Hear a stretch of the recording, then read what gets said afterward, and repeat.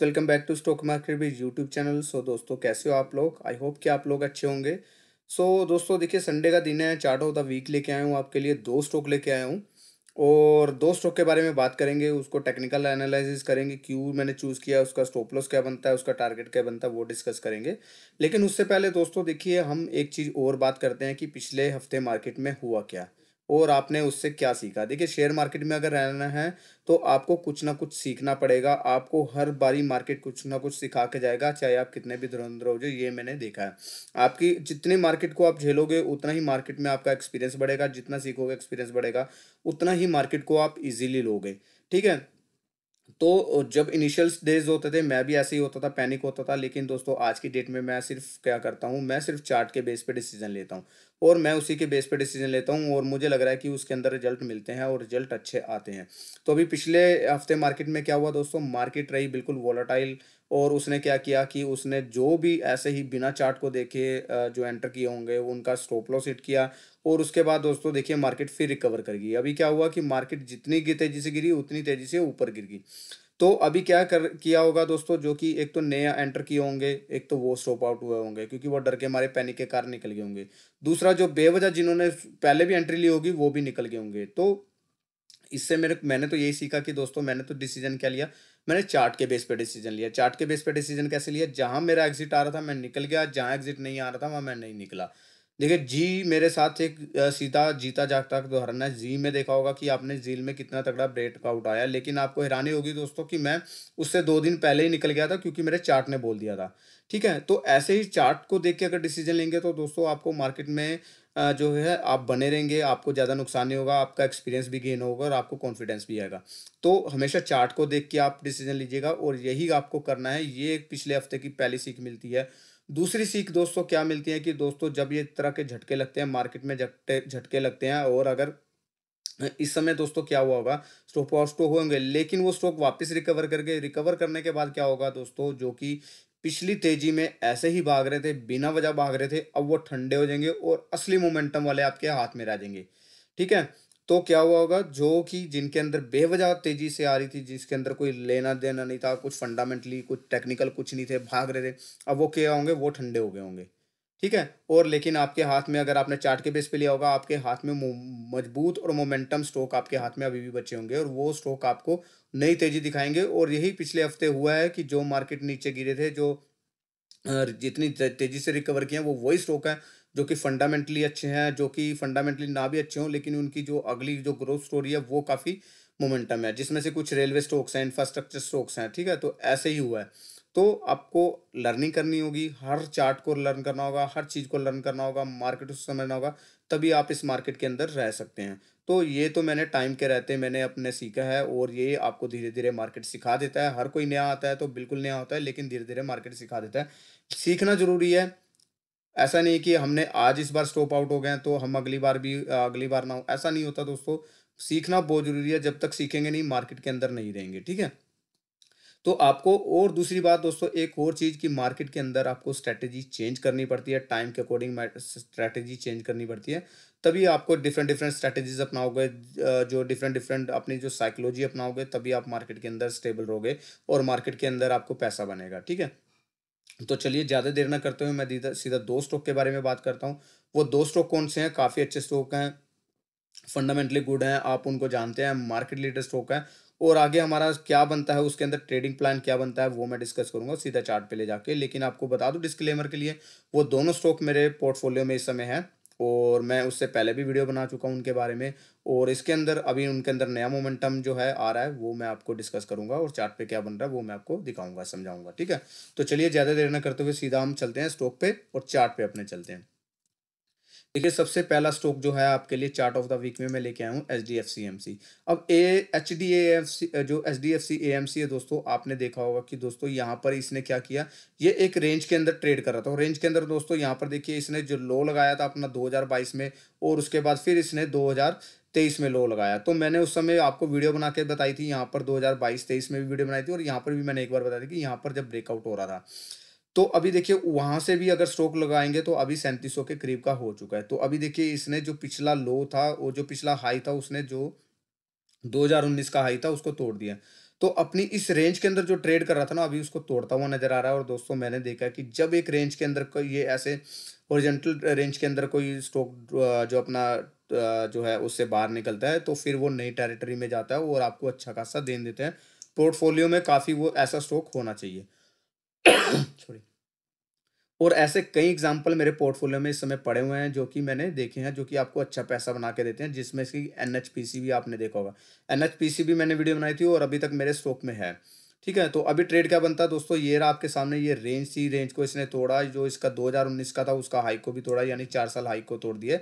और अभी क्या बनता है दोस्तों आपके सामने, जो मेरा ट्रेड प्लान क्या बनता है कि यहाँ पर ट्रेड प्लान अब ये बनता है कि दोस्तों मेरे तो पोर्टफोलियो में ऑलरेडी है और मेरे को स्टॉक अच्छा भी लगता है।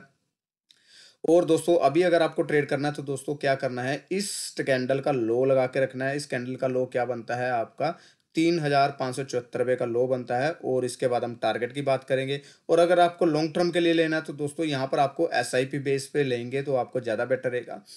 तो आपको किसी गिरावट में मिलता है, अदरवाइज आपको यहाँ से धीरे धीरे एक्यूमुलेट करना शुरू करना चाहिए। देखिए मार्केट में क्या होता है, जब ये मार्केट एक नई रेंज को तोड़ता है ना, तो दोस्तों उसके बाद क्या होता है कि एक अच्छा हाई दिखाता है मार्केट का। और ऐसा जनरली माना जाता है कि स्टॉक के अंदर कुछ नया होने वाला है, कुछ नए चेंजेस होने वाले हैं, कुछ फंडामेंटली चेंज हो रहे हैं, तभी स्टॉक इतना जो अपनी टेरिटरी से जो इसने पिछला हाई है उसको भी तोड़ दिया है। तो 4 साल का टाइम इसने ऑलरेडी यहाँ पर जो है स्पेंड कर दिया है। तो अभी ये मेरा टारगेट इसका दोस्तों क्या बनता है, देखिए सबसे पहले टारगेट तो एक ये बनता है कि आपकी जो ये रेंज कैलकुलेट करनी है, जो कि ये 3600-3700 की रेंज है और नीचे 1600, तो यानी कि यहाँ 2000 की रेंज बनती है, तो यहाँ से 2000 लगा लो, तो यहाँ पर वो आपका 55-5800 के करीब का बनता है। लेकिन फर्स्ट टारगेट मेरा देखिए फिबोनाची के हिसाब से हमारा बनता है, जो कि जेनरिक हम मान के चलते हैं कि देखिए जाने को तो कहीं पे भी जा सकता है। जो फर्स्ट टारगेट अगर हम फिबोनाची के हिसाब से देखें, तो सबसे पहला टारगेट दोस्तों बनता है यहाँ पर 5000 का, ठीक है, जो कि बिल्कुल एकदम एक्यूरेट यहाँ पर समझ में भी आ रहा है, जो कि आ रहा है। और दूसरा टारगेट दोस्तों बनता है ये 7050 का। तो ये दो टारगेट बनते हैं, ऐसा नहीं कि अभी एक दिन में होंगे, ये टाइम ले सकता है, 1.5 साल 2 साल 3 साल का टाइम ले सकता है। इसके बीच में आपको क्या करना है दोस्तों, यहाँ पर आपको एसआईपी बेस पे इसके अंदर आपको करना है, एक्यूमुलेट करना है इसको। और देखिए इसको एक और बात क्या है कि देखिए अगर हम यहाँ पर जाएंगे तो देखिए यहाँ पर आपका डिविडेंड यील्ड 1.24% का डिविडेंड यील्ड भी है। तो आपका डिविडेंड यील्ड भी अच्छा है, मार्केट अच्छी है, और सॉरी कंपनी अच्छी है। और एएमसी बिजनेस दोस्तों, जैसे कि आपने देखा होगा पीछे अभी स्टॉक काफ़ी भागे हैं, इसका रीज़न एक ही है दोस्तों, क्योंकि रिटेल पार्टिसिपेट बढ़ रहा है इंडिया के अंदर, जो शेयर मार्केट के अंदर पार्टिसिपेट बढ़ रहा है, लोग इंटरेस्ट दिखा रहे हैं, पैसा इनफ्लो हो रहा है। तो बहुत पैसा म्यूचुअल फंड में आ रहा है इन लोगों के पास। तो इसलिए इनके अंदर हमारे बनते हैं फंडामेंटली, हमारा बनता है कि हमें यहाँ पर इस ये ग्रोथ स्टोरी हो सकती है और यहाँ पर हमें बाय के बारे में सोचना चाहिए। ठीक है, तो ये मेरा first chart of the week है, जो कि मेरे को लगता है कि आपको यहाँ पर अब यहाँ से डबल होके दिख सकता है। फर्स्ट टारगेट मेरा 5000 का है, और मैं आपको डिस्क्लेमर के लिए बता दूं ऑलरेडी मेरे प्रोफाइल में है। और यहाँ पर अगर लॉन्ग टर्म के लिए लेना है तो आपको लॉन्ग टर्म के लिए भी इसको कर सकते हैं, लेकिन एसआईपी बेस पे, ठीक है। अदरवाइज फिर आप ऊपर ट्रैप हो जाएंगे, तो फिर आप कहेंगे कि अरे मेरे को ये स्टॉक बताया था, ठीक है। तो आपको एसआईपी बेस पे लेना। दूसरा स्टॉक भी दोस्तों मार्केट लीडर है, आपने नाम सुना होगा, नाम है मारुति। मारुति को मैंने पिछली बार भी बताया था कि हाँ मारुति के अंदर मेरे को एक ब्रेकआउट नज़र आ रहा है। तो यहाँ पर भी देखिए काफ़ी अच्छा वही सेम मोमेंटम है। यहाँ पर देखिए जो इसका हाई था, इसने हाई को ब्रेक किया। ये मंथली चार्ट आपके सामने मैंने खोला है। देखिए यहाँ पर इसने हाई किया और उसके बाद देखिए मार्केट के इसमें यहाँ पर कंसोलिडेट करके यहाँ पर रीटेस्ट किया और उसके बाद उसको तोड़ता हुआ नजर आ रहा है। ठीक है, अभी बड़ा चार्ट मैंने आपको दिखा दिया। अभी क्या किया इसने दोस्तों, यहाँ पर इसको तोड़ा, तोड़ने के बाद यहाँ पर ऊपर गया, फिर रीटेस्ट किया, रीटेस्ट करने के बाद फिर देखिए उसको तोड़ा। तो यहाँ पर अभी क्या करना है दोस्तों, यहाँ पर क्लियर स्टॉप लॉस बनता है हमारा, यहाँ पर 9000 से 700 के करीब का स्टॉप लॉस बनता है।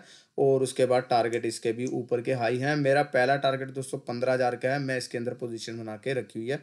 और मेरे को ये स्टॉक लग रहा है कि आपको दिखाएगा। और आपने देखा होगा कि दोस्तों इस समय जो ऑटो है, ऑटो भी फ्लेवर में चल रहा है। तो ये जो दो स्टॉक है मेरे को अच्छे लग रहे हैं। आप इसके ऊपर देखिए एसआईपी बेस पे इस पे करिए। अभी हम मारुति को देख लेते हैं, तो मारुति को भी एक बार देख लेते हैं कि इसमें कुछ डिविडेंड है कि नहीं है।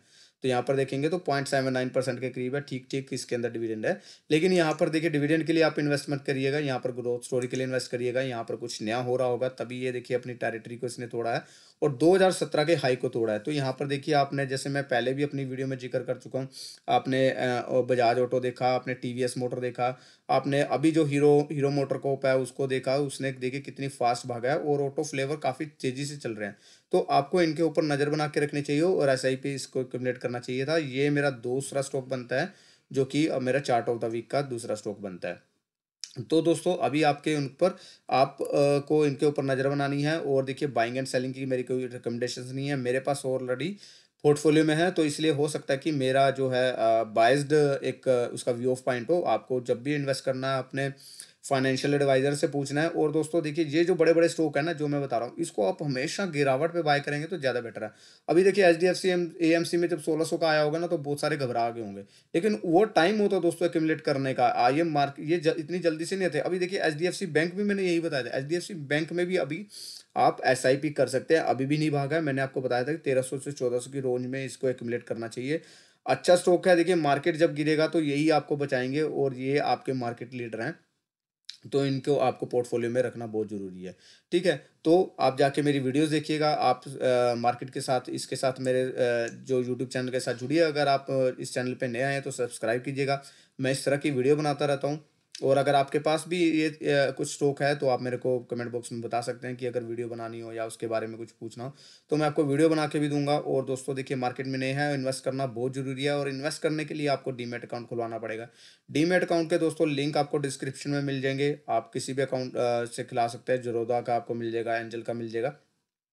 15-20 मिनट में आजकल खुल जाते हैं, और आप नेक्स्ट डे से ट्रेडिंग करना भी शुरू कर सकते हैं, इन्वेस्टमेंट करना शुरू कर सकते हैं। तो आप जाके डेफ़िनिटली उस पे जाके लिंक आपको डिस्क्रिप्शन पे मिलेंगे। और दोस्तों पढ़ना बहुत ज़रूरी है, पढ़ने के लिए आप मेरी वीडियोज़ देखिएगा और यूट्यूब चैनल देखिएगा, जहाँ से आपको लर्निंग अच्छी मिलती है वहाँ से पढ़िएगा। और आपको बुक्स पढ़नी चाहिए, बुक्स का एक मैंने बहुत अच्छा लिंक दिया है, आप नए हैं तो डेफ़िनिटली वो पढ़िएगा, आपको काफ़ी हेल्प करेगा। तो मेरे को ये 2 स्टॉक अच्छे लग रहे हैं, और आप का क्या व्यू ऑफ पॉइंट है? मेरे को कमेंट बॉक्स में बताइएगा। तो दोस्तों आज के लिए इतना ही। Thanks for watching the video. मिलेंगे एक नेक्स्ट टॉक के साथ, नए वीडियो के साथ। Till then bye bye. जय हिंद।